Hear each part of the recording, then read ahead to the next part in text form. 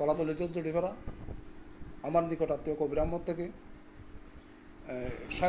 2003 সালে 6.5 ঘন্টা জায়গা ক্রয় করি এবং এই 2008 সালে পুনরায় আবার জায়গা বিক্রি করলে 5 ঘন্টা জায়গা ক্রয় করি।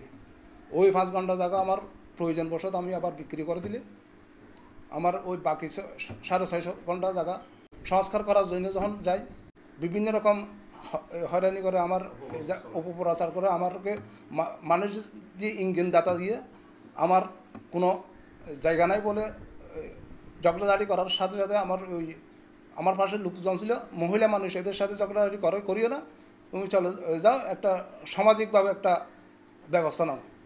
আমি যে জমি কিনেছি এই জমির দলিল সহকারে আছে, দলিল, এবং এর যেটা বিক্রি করছি ওইটা আগে বিক্রি করেছি, আমার এই জমিটা এখনও রয়ে গেছে। এটার জন্য সংস্কার করতে গেলে আমার সাথে ঝগড়াঝাটি যা হয়েছে, সমাজ পরিচালনা কমিটি সব কিছু তথ্য বিবেচনামূলক সব কিছু যাচাই বাছাই করে সমাজ পরিচালনা করা, ওইটা আমার জায়গাতে এটা নির্দিষ্ট হয়ে প্রমাণিত হয়ে আমাকে লিখিত সমাজ পরিচালনা কমিটি লিখিত এই রায়টাই দিয়েছে সমাজে দেওয়া, এবং রায় দেওয়ার সাথে সাথে এরা রাত্রের অন্ধকারে ওই ছোট্ট একটা ঘর তৈরি করে, যাতে সেই থেকে তারা অবস্থান আছে।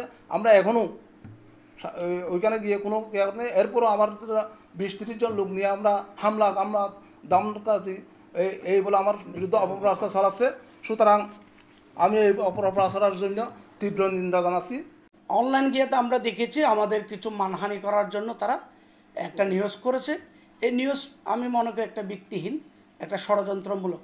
সেই ষড়যন্ত্রমূলকের কারণে আমরা চাই এটা আমরা আমাদের সমাজের একটা ডকুমেন্ট আছে, আমাদের দলিলপত্র, আমরা আইনগতভাবে ব্যবস্থা নেওয়ার জন্য কি প্রস্তুত হয়েছে। ওনারা একটি অনলাইন মিডিয়ায় একটা দেখলাম সংবাদ পরিবেশন করছে, সেখানে আমাদের নাম উল্লেখ করে শুধু আমাদের মানহানি করার জন্য ছাড়া আর কিছু না। এটা একটা হাস্যকর, এটা একটা সামান্য তালকে তিল বানানোর জন্য এর একটা পায়তারা করছে। আমি এর তীব্র নিন্দা জানাচ্ছি, আমি এর প্রতিবাদ জানাচ্ছি। আসলে মূল বিষয়, আমরা যেহেতু ব্যবসায়ী, আমরা ব্যবসার কাজে ব্যস্ত। এই পর্যটন মৌসুমে ওখানে যাওয়ার সেই সুযোগ, সেই সময় আমাদের নেই। যারা আমাদের সম্পর্কে জানেন তারা জানেন নিশ্চয়ই।